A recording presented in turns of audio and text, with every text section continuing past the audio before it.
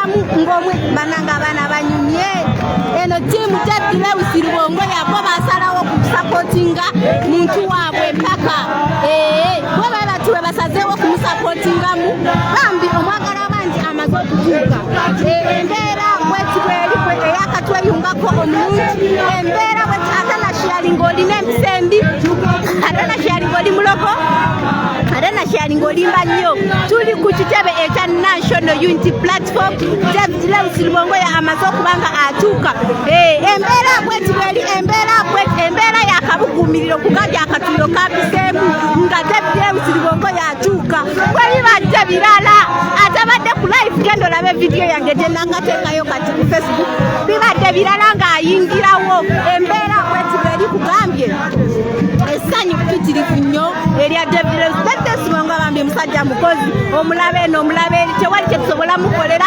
okujjako okumulaga omukwano bwe guti n'okumuwa akalulu akayitirivu ennyo bannakampala ye sekuritale jeno mu Uganda atatuula bw'otasanga mu ofiisi bambi abeera eno n'eno aba akolera abantu embeera bwetibwe eri tulina okulaga Katikkiro Rubongoya omukwano nga musharinga live zonna zetutaddeyo mulina omulaga omukwano nga musharinga live eno musharinga evidiyo zino tulage Katikkiro Rubongoya omukwano tumulage tusiima ebyo byakoledde bannayuganda kossa ne Uganda okutwaliza awamu embeera bwetibwe eri kugambye akabuguumiriro k'amaanyi nnyo akabuguumiriro kangi kuba ena layini okuva eri paka eri ereese Katikkiro Rubongoya bibadde birala atabadde ku live muganda wange osubiddwa nnyo naye nze sobula w'omukisa saagala osubwe moment yonna ya Katikkiro Rubongoya era kyenkukoledde nkuteereddeyo videos osobola okgenda n'ozirabako ng'atuuka omwagalo w'abangi Katikkiro Rubongoya wabadde atuuka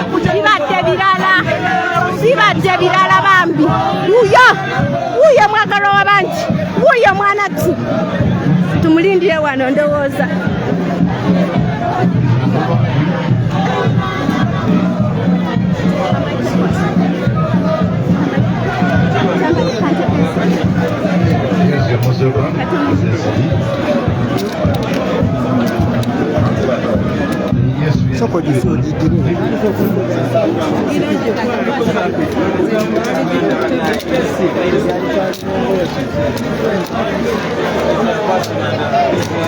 Yes, yeah, we're going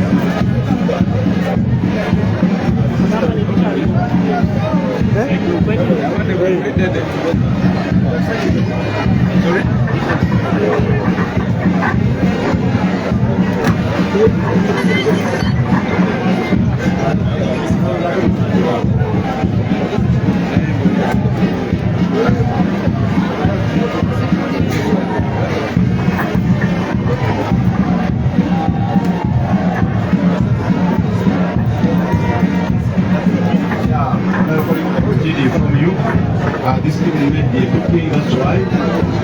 And this is really, anybody who is cooking, we give that person break when he or she comes in here.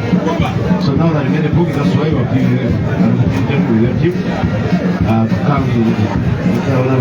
Please speed up.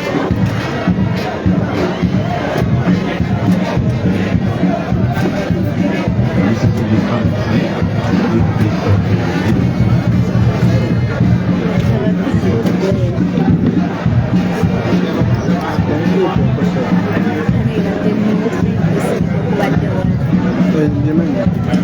Madam Chair,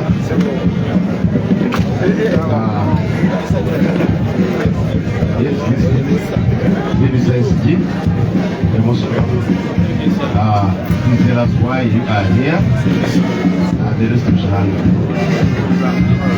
Thank you very much. Madam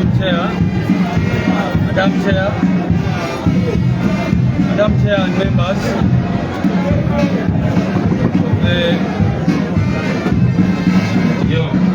Madam Chair and members of the Election Management Committee, my name is David Louis Rubongoya, and I am an aspirant.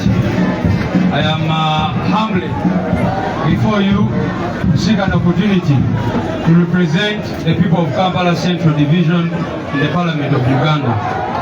So that is why I am here, together with colleagues who will be telling you why they are here also. I've come with all the requirements such that the EMC is pleased to consider me for that position which I am contesting for. Thank you. Yes, you must since you have come in the team, can you also allow them to introduce themselves as well? Then be serving the papers as well. Right, thank you very much, Madam Chair and commissioners of our Electoral Commission. My name is called Moses Katavu. Currently, I'm the current Youth Councillor representing Kampala Central 2 electoral area, which comprises of 9 parishes in the middle of Kampala. I have come here to express my interest in the position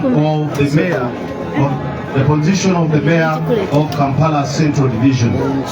I'm ready, and if given chance by our lovely party, of course I'm ready to contest with anybody from other parties, and I'm ready to win that position. Thank you very much, Mr. Chair. Yes, Mr. President, that have another member of the team.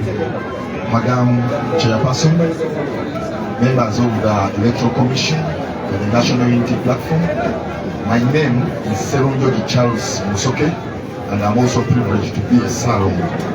I am here to return my forms for the expression of interest and to seek my party's permission and mandate to represent the people of Kampala Central in the Supreme Council of Kampala Capital City Authority as the Lord Councillor for Kampala Central constituency. Yes, Mr. David Lewis, we hand over your papers to the chairperson of the EMC.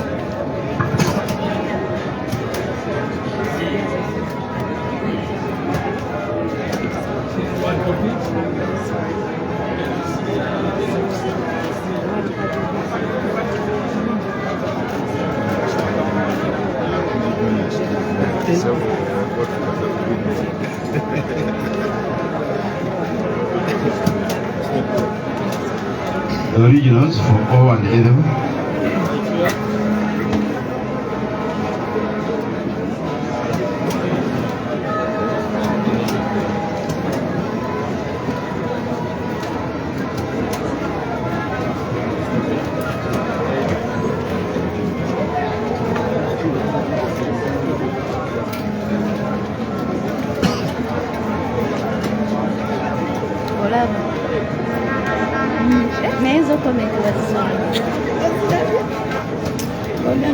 Naira 1.6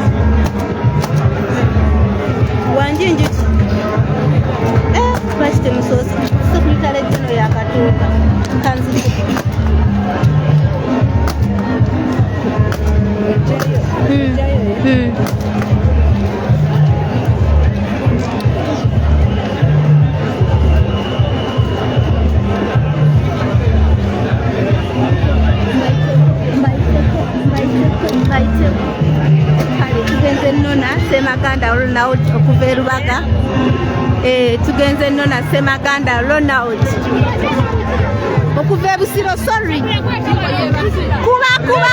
kuba twagala Rubongoya kakati badde mbanyonnyola nti no Katabu ayagala bwa meya mbalabye mu comment section nga muli mukayana Katabu teyesimbye ku Rubongoya nedda Katabu ayagala bwa meya bwa Kampala Ssaawa zino alimu nga meya wa NRM then oli omwami omulala gwe mulabye ye ayagala bwa LC5 ewabadde Katabu oba munfunye kati munfunye bulungi kati waliwo abalala abajjino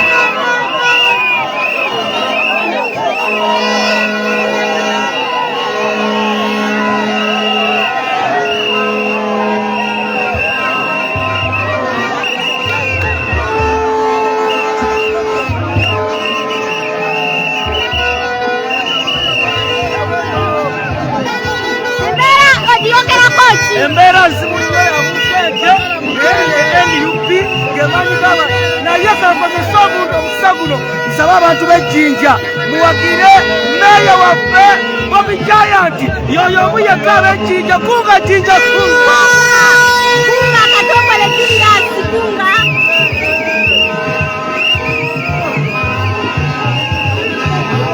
wamali mazima wavu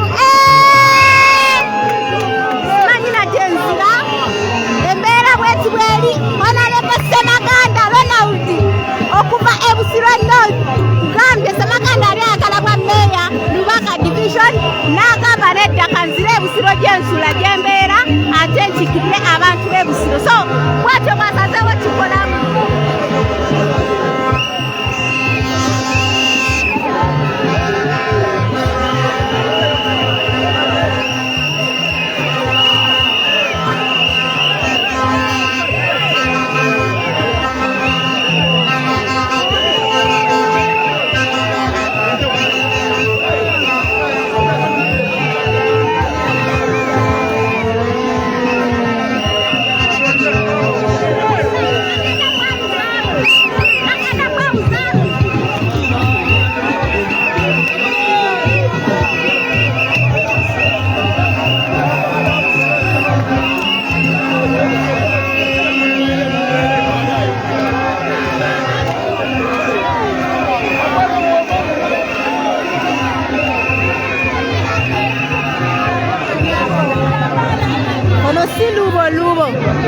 ono si lubo ayogera keri abatuliza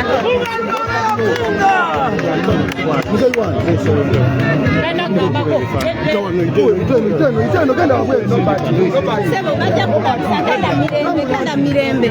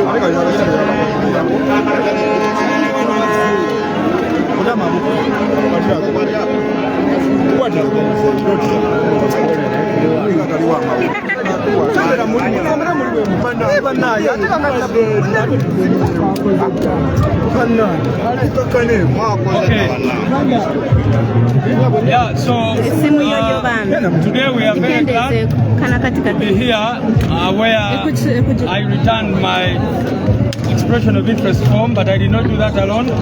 I came with fellow leaders, Honorable Katabu Moses and Honorable Charles Musoke, and the other leaders that we have seen who are still expressing interest, because we had to fulfill all the requirements of our party. I am running for Kampala Central Division Member of Parliament, and these other leaders will tell you what they are running for. But as you can see, we are moving together as a team because we want to be able to win and represent our people.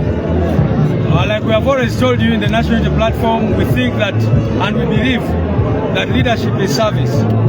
So it is with great humility when we come here to express interest, because it is responsibility. The people of Kampala, for example, we all know the issues that affect them, from terrible roads to everywhere you go, terrible drainage systems in the city, you know, the challenges with garbage, you know, the challenges with high taxes, you know, the challenges with very, very repressive enforcement measures in the city, and many other problems which affect our people. We believe that together we can handle those problems and represent our people. Above all, we have a big task ahead of us. And the biggest task ahead of us is the struggle to change our country and redeem it. And you know that a member of parliament does not represent only their constituency. But once you're there, you are actually speaking on behalf of the nation. So we want to be able to go there and challenge bad laws and make good laws. We want to have effective representation. We do not want this business where people go to parliament and represent their views or represent Mr. Museveni's views instead of representing the views of the people. So I am here as a citizen of Uganda who believes that actually I can represent the real voices of the people of Kampala. Kampala is our capital city of this country. It is a shame that you get to Kampala and you go to some places which are stinking. You go to hospitals and clinics and you see the situation there. You see the emergency response when buildings are caught by fire or markets and whatever. You know the challenges that our people go through, and people end up going into abject poverty simply because there was no emergency response, because there were no fire trucks, etc. When we start a protest in Kampala, the police will be there in 2 minutes. But when there's a fire outbreak, the fire response services will come in an hour and that kind of thing. So those are some of the things we think we can address at the constituency level. But like I told you, we believe that there is even much more to achieve at a national level. And that is the struggle to redeem our country from the situation in which it finds itself. How are you going to balance that with your secretariat, which is the party headquarters? Well, I have been balancing different roles. One of the things I know is to multitask and to ensure that when I am serving in different roles, I'm able to fulfill the requirements of every role. And I also believe in delegation. We have been here at the Secretariat trying to build the capacity of many other leaders. I do not need to personally be doing everything all the time, because we have built capacity of many people to be able to delegate them where need be. But like I said, I will also be there because we believe in hard work. You know, you can be able to balance the roles, and that is why I said that leadership is a sacrifice. The problem is that many people take leadership as an opportunity to have fun and to, you know, be comfortable themselves. But a person like myself, I look at leadership as a service, as a responsibility to ensure that we are representing our people and they are getting the right value from their leaders. Uganda. Yeah, amanya Rubongoya Daudi Louis Rubongoya. Onako lwaleero ndese forms zange ez'okuwaayo eri akakiiko kaffe ak'ebyokulonda kyetuyita expression of interest, era nga neegwanyiza okukiikirira abantu ba Kampala Central mu lukiiko olukulu olw'eggwanga. Okumala akabanga nga bwe mmanyi mwenna abantu ba Kampala tebafunye kyetuyita effective representation. Kubanga oba oli awo oluusi abantu ababeerayo babeera batwala endowooza zaabwe so si ndowooza z'Abannakampala. Kakati ensonga etuleese okusinga yakulaba nga amaloboozi getutuusa mu palamenti geego agava mu bantu. Twagala abantu abawangalira mu kisenyi bafune effective representation. Abantu baffe abaakamooca ebirowoozo byabwe ebiba bigenda mu palamenti. Twagala abantu baffe abawangalira Kakugube bafune representation entuufu. Twagala abasomesa bafune representation entuufu. Abasuubuzi abakolera mu Kampala, abantu baffe abakolera mu Kikuubo, ababeera mu butale obw'enjawulo, abatembeeyi, abavuzi ba bodaboda, twagala ebirowoozo byabwe bituuke butereevu mu palamenti y'eggwanga. Tetwagala oli omubaka wa palamenti okumulonda mu kifo ky'okukiikirira abantu ye n'atwala endowooza ze oba n'agenda mukoka simanyeza NRM naki ne baleeta ebirowoozo ebiva eyo. Mulabye ekibaddewo juzi nga eggwanga lyonna ligamba nti etteeka lya UPDF amendment tetulyagala, naye bo ne bagenda ne batuula eyo ne balireeta ne balikatika ku bannayuganda. Kakati ebyo ne twagala okusobola okugenda okukolako mu palamenti eyo. Mulabye amateeka gonna agaze ag'emwanyi n'amateeka amalala ne mu biseera batokikwatako mujjukira bulungi. Bannayuganda baali boogera kirala, ababaka ba palamenti bo nga bakola birala. So twagala parliament eyo ebeere true representation of the voices of the people, ebeere ng'ekiikirira amaloboozi g'abantu. Naye okusingira ddala nga bwe tuze tubagamba, bino ebifo byonna byonna tubiraba ng'ebisobola otuyamba okwongera struggle mu maaso. Kaakati bino tuba twagala position zino ziba zisobola okusobozesa okutuyamba okufuula parliament eyo front endala ey'okusobola okulwanyisa effugabbi n'ebirala bwe bityo. So gwe mulama gwe tuliko basibo ne banyabo okulaba nga bannayuganda bafuna ekyo kye basuubira mu bukulembeze ne mu bakulembeze baabwe. Bannakampala ebizibu bye balina mu bimanyi, emyala mugiraba, amakubo mugalaba, embeera gye galimu. Emyaka egyo egiyise General Museveni yavaayo n'agamba nti kati alese ekitongole kya KCA kigenda kumalako ebizibu. Naye ebizibu ne byeyongera bweyongezi, embeera y'akasasiro mugiraba, tubadde twakava mu njega y'ekiteezi, mujjukire ebyaliwo. Kakati ebyo byonna byonna tusobola okudiiringa nabyo. Kubanga obuyinza babujja ku division level ne babutwala ku KCCA ku City Hall nga bagamba nti City Hall egenda kusobola kuteekateekera divisions zonna. Naye tulaba nti KCA authority tebadde effective. Kyova tubadde twogera ku nsonga y'okulaba nga divisions ezo ziramu ne zibeera empowered. Tulina bamayors aba divisions naye bali eyo balina bye balowooza ng'abantu naye tebisobola kutuukirira nga tebalina budget esobola kukyusa ku bintu ebyo. Ku nsonga ya butyabwe nsobola okubalansinga emirimu gy'obwa secretary general n'obubaka bwa palamenti, ekyo kyangu nnyo kubanga era ne kati emirimu gyenkola mingi era ngikola effectively. Ekirala tumaze ebbanga nga wano tugezaako okuzimba abakulembeze n'obukulembeze. So ebiseera ebimu mbeera siri wano naye olaba emirimu nga gitambula, kyetuyita delegation mu luzungu, nga ne bwe mbeera siri wano nga ndi mu ggwanga eddala nsobola okubulira abantu baffe okutaskinga abantu baffe ne bakola bye balina okukola kubanga balina obumanyirivu, bamanyi ekyokukola. Nina omumyuka n'abakulembeze abalala naye era tujja kugenda mu maaso nga tukola egy'emirimu gye tulina okukola. Bakulu wano, yes. Ensonga gyetubaddeko ebbanga lyonna kano akalulu ke tugendamu era kyova olaba posters zonna zonna tuteekako agambako protest vote. Akalulu ke tugendamu kakwekalakaasa. Ako akalulu twogera ku bululu bwonna bwonna bugenda kukubibwa mu biseera bino. Genda okanoonye, okalonde, okakuume, okalwanirire. Eyo yenkola gye tuliko. Tumanyi bulungi nnyo nti nakyemalira n'abantu bakimanyi tebakyalina buwagizi mu ggwanga lyonna lyonna. Kyova olaba bazze bakola emipiiro, kawempe balaba bye bakola, mu kalulu k'abavubuka mulaba bye bakoze n'ebirala. So twagala kusaba abantu baffe babeere basaale nnyo nnyo nnyo basobola mu kunoonya akalulu. Ekyokubiri mu kumeka sure nti balonda. Ekizibu ekibaddewo ebbanga lyonna lyonna Museveni akozesa ekintu kye bayita vote suppression oba voter suppression ng'agezaako okulaba nga bannayuganda tebavaayo mu bungi ne balonda kubanga akimanyi singa abantu baffe bavaayo ne balonda Kabaka weddemu. Era twagala kukubiriza abantu baffe omulanga muveeyo mulonde. Tosobola kuŋŋamba nti oli munnayuganda oyagala ensi yo naye ku lunaku lw'okulonda n'osigala ewaka. Making sure nti ogenda n'olonda okuuma akalulu ko, omaking sure nti akalulu ako kamatalinga kubanga akalulu ako kekagenda oditamininga misolo kijoowa, kekagenda oditamininga oba ofuna eddwaliro amadagala malwaliro, oba ofuna obujjanjabi, oba ofuna okusoma okulungi, ebyenjigiriza n'ebirala byonna byonna bitambulira ku kalulu ko. Era kubiriza ko tukola eri bannayuganda. Kansaba bannange bano boogereko eri eggwanga. Kata ku jangu yimirira wano wenyine zimirira awo. Thank you very much. Thank you very much. My name's called Moses Katabu Sendegeya Kukitebbe. Yes, I'm very happy today that I've returned my papers to show my interest to see that I'm going to contest as a mayor of Central Division. It's true.